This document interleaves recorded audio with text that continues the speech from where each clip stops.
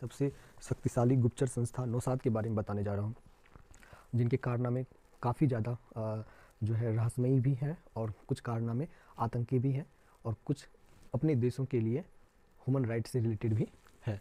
तो आप देखेंगे नौशाद के बारे में, तो नौशाद इजराइल की सबसे बड़ी गुप्तचर संस्था है। नौशाद इजराइल की सबसे बड़ी गुप्तचर संस्था है जो अपने देश की सिक्योरिटी के मामले में काफ़ी ज़्यादा चिंतित रहता है और कहीं ना कहीं एक बेटर प्लान के तहत दुश्मनों को मारने में सक्षम होता है।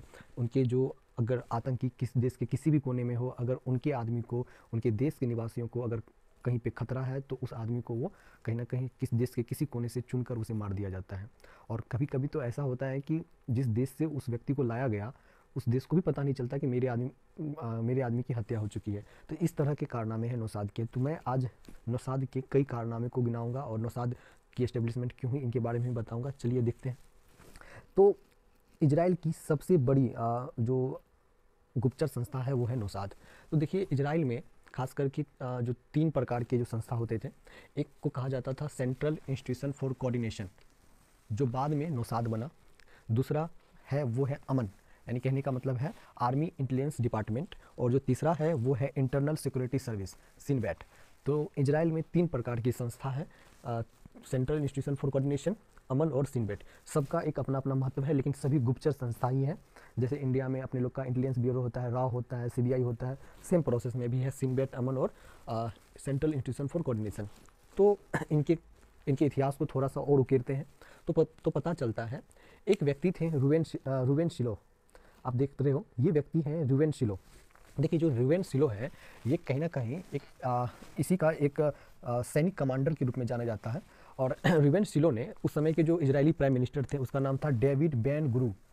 तो डेविड बेन गुरू के पास जो शिलोवा है ना, उन्होंने एक प्रस्ताव रखा था कि सर इस तरह की बातें हैं कि हमें एक गुप्तचर संस्था की ज़रूरत है जो हमारे लोगों को सिक्योरिटी प्रदान करेगा।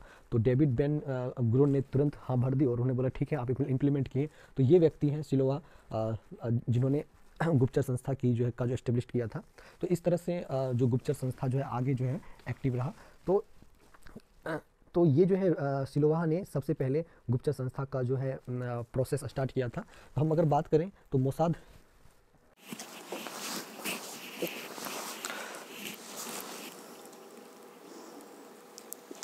जैसा कि आप जान गए कि जो नौशाद है वो इजराइल की सबसे बड़ी गुप्तचर संस्था है और उनका जो हेडक्वार्टर है वो तेल अवीव में है। और वर्तमान में जो इनके जो गवर्नर है वो योशी कोहेन है। योशी कोहेन जो डायरेक्ट जो पीएम को अपना रिपोर्ट देते हैं। लेकिन जो है नौशाद की शुरुआत अभी से ही नहीं हुई। इनकी जो रूपरेखा है वो हिटलर के ज़माने से ही तय किया जाने लगा। आप देख रहे हो यहाँ पे एक पिक है जो हिटलर तो तानाशाह के रूप में तो थे ही, वो जो है एंटी जूस थे। वो कहीं ना कहीं जो इस धर्म के लोगों को देखना नहीं चाहते थे, इसलिए काफ़ी ज़्यादा समस्या का सामना करना पड़ रहा था उन जो जूस लोगों के लिए। तो लेकिन ये जो रूप है ये एक मिलिट्री रूप में सामने आया और यह जो रूप था वो एक साई के रूप में। साई एक गुप्तचर संस्था है। सबसे पहले एक ग्रुप बना था, नौशाद से पहले भी एक ग्रुप बना था, जिस ग्रुप में फीमेल मेल दोनों कहीं ना कहीं बराबर नेतृत्व करते थे।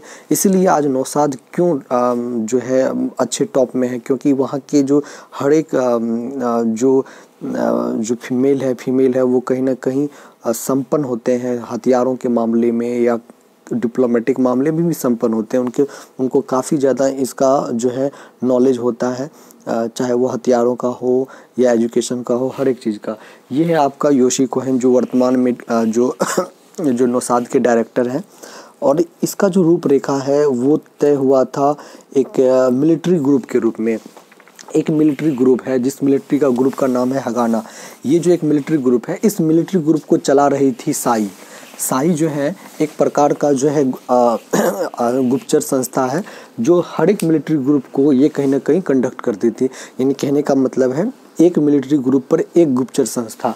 तो एक मिलिट्री ग्रुप था वो था हगाना, उसका जो है जो गुप्तचर संस्था था वो साई।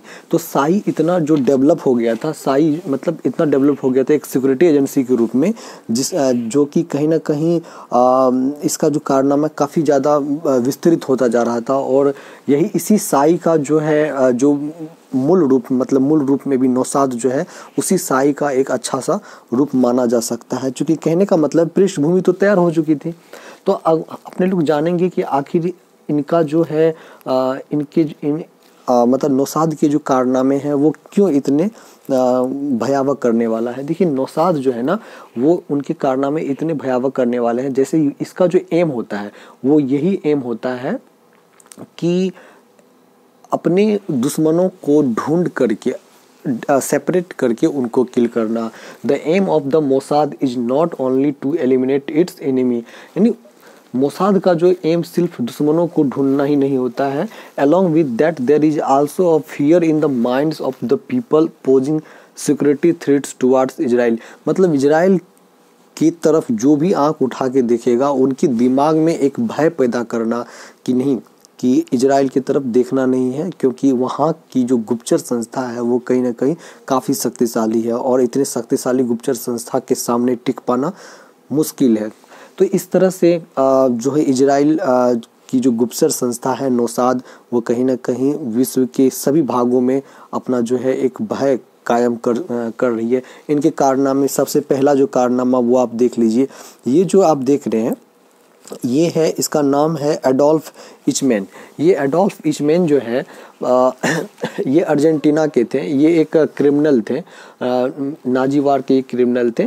तो अर्जेंटीना से इनको खोज निकाला और अर्जेंटीना से खोज निकाला और अपने देश में इन्हें लाया गया और अपने देश में इन्हें जो है जो इनका जो कत्ल किया गया, इनका मर्डर किया गया। और सबसे बड़ी बात ये है कि नौशाद ने अर्जेंटीना जाकर एडोल्फ इचमेन को खोज निकाला और उसे किल भी कर दिया, लेकिन अर्जेंटीना को पता भी नहीं चला। तो नौशाद की जो कारनामे हैं काफ़ी ज़्यादा विस्तृत इसी लिहाज से और भयभीत कराने वाले हैं और इनका जो खौफ आतंकवादियों में है।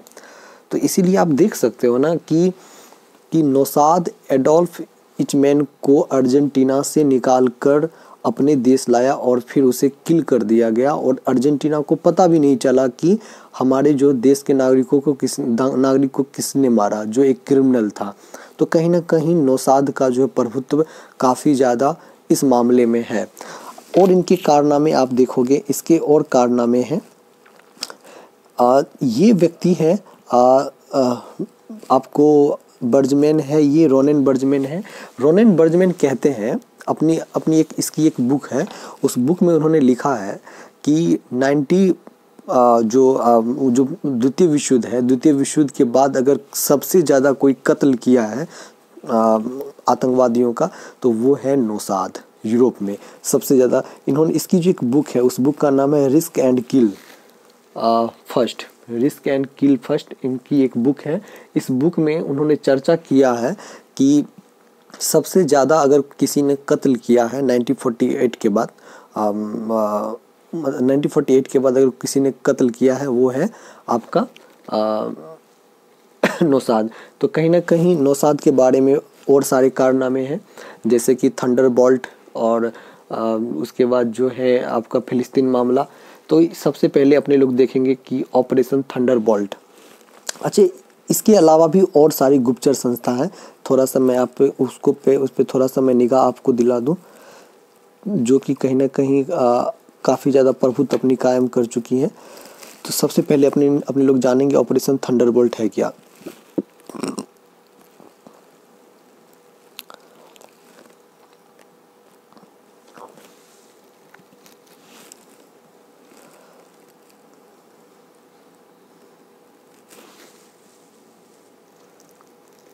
देखिए ये ऑपरेशन थंडरबोल्ट 1976 में जो 26 जून 1976 को ये घटना घटित हुई थी। तो ये 26 जून 1976 का समय था। इसमें हुआ था क्या, इसमें कहीं ना कहीं एक मास एकड़, मतलब आप बोल सकते हो कि नौशाद का जो है प्रभुत्व इतना ज़्यादा था कि कहीं ना कहीं लोग इससे भयभीत जरूर होंगे। क्यों होंगे कि इनके कारनामे काफ़ी ज़्यादा विस्तृत है। आप देख रहे हो कि फ्रांस है, ये फ्रांस से 1975 में एक जो है प्लेन जो है वो ग्रीस जाती, कहाँ जाती, ग्रीस। तो फ्रांस से ग्रीस जाते इस प्लेन में 94 जो मेंबर थे वो इजराइल के थे इस जो प्लेन में। अभी इस प्लेन को, इसे इजराइल को पता लगा कि मेरा जो बंदा, जो जिसमें 94 बंदा है, उसे हैजैक कर लिया गया है। तो ये जब हैजैक कर लिया गया, इन्हें पता चला, और इन्हें अच्छा ये इसे पता कहाँ चला, ये कहीं ना ये इससे जो पीछे एक अरब देश है और वहाँ पे जो है हैजैक करके वहाँ पे रख लिया गया था प्लेन को।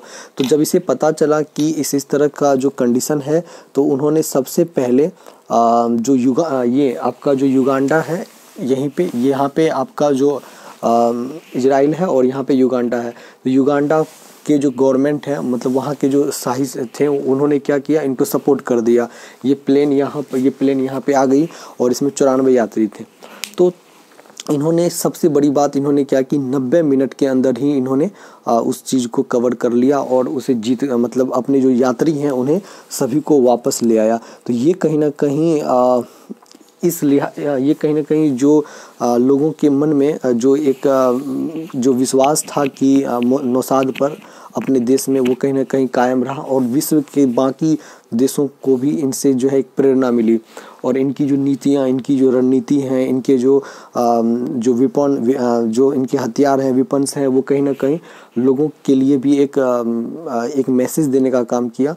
और इजराइल की तभी से ही एक रणनीति बढ़ने लगी इस मामले में, कि चाहे वो हथियार के मामले हो, डिप्लोमेटिक मामले हो, या किसी जो रिलेशन के मामले हो किन्हीं अन्य देशों से, वो कहीं ना कहीं बेटर होने लगा। तो इस तरह से आप देख रहे हो कि जो इजरायली जो सिटीजन है उसे सेफ तरीका से ले आया गया था, जिससे कि लोगों को कहीं ना कहीं कोई किसी भी तरह की प्रॉब्लम नहीं हुई थी। तो ये है आपका ऑपरेशन थंडरबोल्ट। उसके बाद हम लोग देखेंगे ऑपरेशन डायमंड।